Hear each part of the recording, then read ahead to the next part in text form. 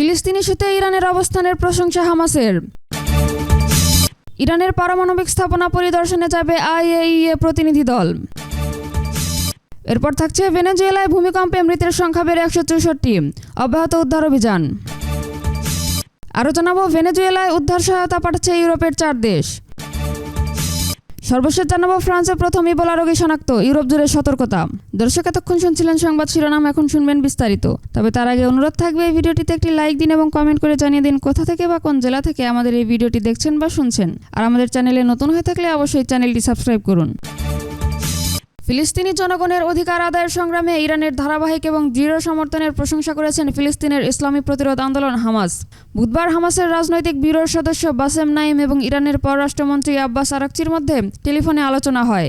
এ সময় বাসেম নাইম হামাস নেতৃত্বের শুভেচ্ছা বার্তা ইরানের সর্বোচ্চ নেতার কাছে পৌঁছে দেন।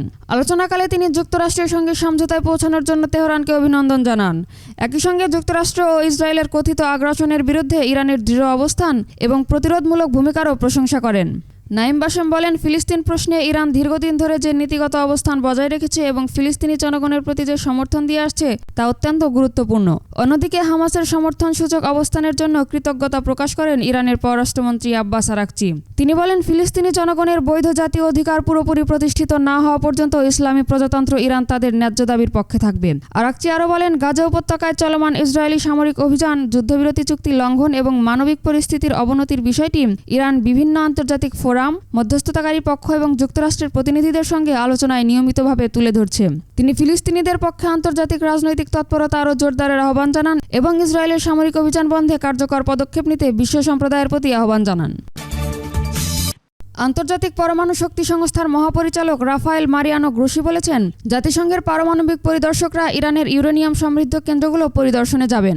যদিও তেহরান ইঙ্গিত দিয়েছে চূড়ান্ত চুক্তি না হওয়া পর্যন্ত এমন কোনো পরিদর্শন হবে না। এক প্রতিবেদনে এই তথ্য জানিয়েছে মিডল ইস্ট আই। স্থানীয় সময় বুধবার গ্রোসি বলেন, এটি ঘটবেই। ইরানের পারমাণবিক স্থাপনাগুলোতে পরিদর্শন চালানো যুক্তরাষ্ট্র ও ইরানের মধ্যে হওয়া অন্তর্বর্তীকালীন চুক্তির একটি গুরুত্বপূর্ণ অংশ। এই চুক্তির লক্ষ্য হল ইরানকে ঘিরে যুক্তরাষ্ট্র ও ইসরায়েলের সংঘাতের অবসান ঘটানো। তবে একজন ইরানি কূটনীতিক বলেছেন, আইএইএ এর পরিদর্শকদের কোনো সফর কেবল তখনই সম্ভব হবে যখন উভয় পক্ষের মধ্যে একটি চূড়ান্ত চুক্তি সম্পন্ন হবে। এই মন্তব্যগুলো থেকে স্পষ্ট হয়ে যাচ্ছে যে চুক্তির আখ্যা নিয়ে ওয়াশিংটন এবং তেহরানের মধ্যে এখনও মতপার্থক্য রয়েছে। বিশেষ করে ইরানের পারমাণবিক কর্মসূচি এবং বৃহত্তর আঞ্চলিক সংঘাত সংক্রান্ত ধারাগুলো নিয়ে দুই পক্ষের অবস্থানে পার্থক্য দেখা যাচ্ছে। শক্তিশালী দুটি ভূমিকম্পে বড় ধরনের মানবিক সংকটের মুখে পড়েছে ভেনেজুয়েলা। দেশটির বিভিন্ন এলাকায় ব্যাপক ক্ষয়ক্ষতি হয়েছে এবং প্রাণহানির সংখ্যা বাড়তে থাকায় উদ্বেগ ছড়িয়ে পড়েছে। আহত হয়েছেন প্রায় 1000 মানুষ। ভূমিকম্পের পর বহু ভবন ধসে পড়েছে এবং বিদ্যুৎ ও জ্বালানি সরবরাহ ব্যবস্থা ভেঙে পড়েছে। নিরাপত্তার কারণে হাজারো মানুষ ঘরবাড়ি থেকে খোলা স্থানে আশ্রয় নিয়েছেন। উদ্ধার কাজ চলমান থাকলেও ধ্বংসস্তূপের নিচে আরও মানুষ আটকে থাকতে পারে বলে আশঙ্কা করা হচ্ছে। দেশটির অন্তর্বর্তী প্রেসিডেন্ট ডেসলি রদ্রিগেজ জানিয়েছেন, শক্তিশালী এই ভূমিকম্পে এখন পর্যন্ত অন্তত 164 জনের মৃত্যু হয়েছে। আহত হয়েছে প্রায় 1000 মানুষ। নিহত ও আহতের সংখ্যা আরও বাড়তে পারে বলে আশঙ্কা করা হচ্ছে, কারণ অনেক এলাকায় এখনও পুরোপুরি উদ্ধার কার্যক্রমের আওতায় আনা সম্ভব হয়নি। ভূমিকম্পের পরপরই জরুরি অবস্থা ঘোষণা করে উদ্ধার এবং ত্রাণ কার্যক্রম শুরু করা হয়েছে। সেনাবাহিনী, ফায়ার সার্ভিস এবং স্বেচ্ছাসেবীরা ক্ষতিগ্রস্ত এলাকাগুলোতে নিরলসভাবে কাজ করে যাচ্ছেন। ভয়াবহ ভূমিকম্পে বিধ্বস্ত ভেনেজুয়েলায় উদ্ধার সহায়তা জোরদার করতে ফ্রান্স, স্পেন, নেদারল্যান্ডস এবং সুইজারল্যান্ড উদ্ধারকারী দল, অনুসন্ধানী কুকুর এবং ভারী সরঞ্জাম পাঠানোর ঘোষণা দিয়েছে।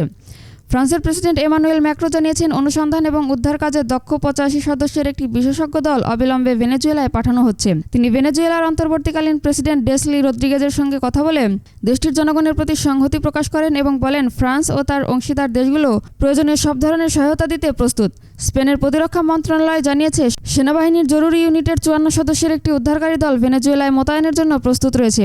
এ দলে বিশেষ প্রশিক্ষণপ্রাপ্ত অনুসন্ধানী কুকুরের পাশাপাশি উদ্ধার কাজে ব্যবহৃত বিশেষ ক্যামেরা, জিওফোন এবং আধুনিক সরঞ্জাম রয়েছে।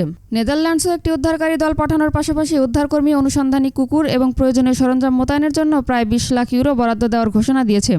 অন্যদিকে সুইজারল্যান্ড জানিয়েছে, সুইস রেস্কিউ চেইনের আওতায় 80 সদস্যের একটি উদ্ধারকারী দল, 8টি অনুসন্ধানী কুকুর এবং 18 টন উদ্ধার সরঞ্জাম যত দ্রুত সম্ভব ভেনেজুয়েলায় পাঠানো হবে। এদিকে বৃহস্পতিবার টেলিভিশনে প্রচারিত ফুটেজে দেখা যায়, উদ্ধারকর্মীরা বিদ্যুৎ চালিত ভারী যন্ত্রপাতি ব্যবহার করে ধসে পড়া ভবনের ধ্বংসস্তূপ সরিয়ে আটকে পড়া মানুষদের উদ্ধারের চেষ্টা চালাচ্ছেন। ভূমিকম্পের পর রাজধানী কারাকাশে আতঙ্কিত মানুষজন ঘরবাড়ি ছেড়ে রাস্তায় নেমে আসেন। ফ্রান্সে প্রথমবারের মতো ইবোলায় আক্রান্ত রোগী শনাক্ত হওয়ার পর ইউরোপ জুড়ে সতর্কবার্তা জোরদার করা হয়েছে। দেশটির স্বাস্থ্য মন্ত্রণালয় জানিয়েছে, আক্রান্ত ব্যক্তি একজন চিকিৎসক। তিনি সম্প্রতি কঙ্গো গণতান্ত্রিক প্রজাতন্ত্রে একটি মানবিক সহায়তা মিশন শেষে দেশে ফিরেছিলেন। স্বাস্থ্য মন্ত্রণালয়ের এক বিবৃতিতে বলা হয়েছে, আক্রান্ত রোগীকে বিশেষায়িত একটি চিকিৎসা কেন্দ্রে স্থানান্তর করা হয়েছে এবং বর্তমানে তার শারীরিক অবস্থা স্থিতিশীল রয়েছে। দেশে ফেরার পরপরই তাকে আইসোলেশনে নেওয়া হয় এবং নিরাপদ ব্যবস্থার মাধ্যমে হাসপাতালে স্থানান্তর করা হয়, যাতে সংক্রমণের কোনো ঝুঁকি না থাকে। ফরাসি কর্তৃপক্ষ আক্রান্ত ব্যক্তির সংস্পর্শে আসা ব্যক্তিদের শনাক্ত করার কাজ শুরু করেছে। তাদের 21 দিনের জন্য বাড়িতে আইসোলেশনে থাকতে বলা হয়েছে। তবে দেশটির স্বাস্থ্য মন্ত্রণালয় জানিয়েছে, সাধারণ জনগণের জন্য সংক্রমণের ঝুঁকি অত্যন্ত কম।